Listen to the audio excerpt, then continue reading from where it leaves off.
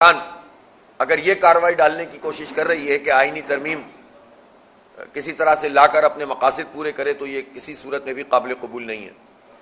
پہلے دن سے ہمارا موقف یہ ہے کہ اس آئینی ترمیم کو کلیتاً مسترد ہونا چاہیے، اور اس پر یہ جو گفتگو کا سلسلہ شروع ہو گیا ہے مختلف پارٹیوں نے، حکومت اور اپوزیشن نے، یہ بالآخر کسی خرابی پر ہی منتج ہوگا، اور اس کے نتیجے میں حکومت اپنی مرضی کا چیف جسٹس، اپنی مرضی کی عدلیہ اور اپنی مرضی کا جو ہے وہ عدالتی نظام وہ لانے میں جو ہے وہ کامیاب ہو سکتی ہے۔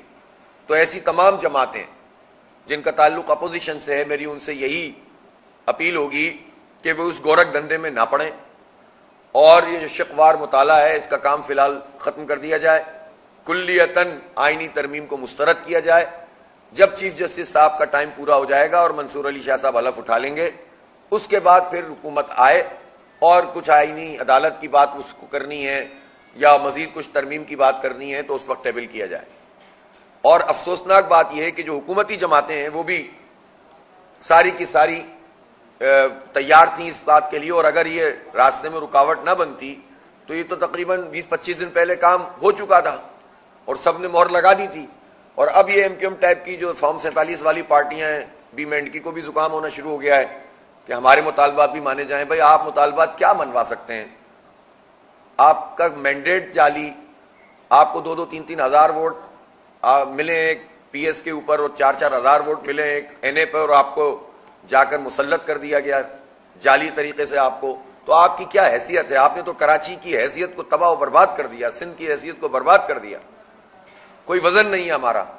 وہ آئینی ترمیم کا وہ پیکج کہاں ہے جو بلدیاتی اختیارات سے متعلق تھا، جس پر اتنی بڑی بڑی باتیں کی گئی تھیں؟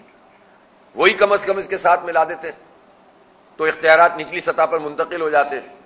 لیکن یہ ہے کہ کوئی کام کرنے کی صلاحیت پہلے بھی نہیں رکھتے تھے، اور اب تو خیر ظاہر ہے بات کرنے کے قابل بھی نہیں ہے، اور خود ہی کہہ چکے ہیں کہ ہماری کوئی ویلیو نہیں ہوتی، ہم ملنے جاتے ہیں تو ہمیں سائڈ پہ بٹھا دیتے ہیں اور یہ کر دیتے ہیں وہ کر دیتے ہیں۔ تو یہ بے توقیری عوام کی ہے۔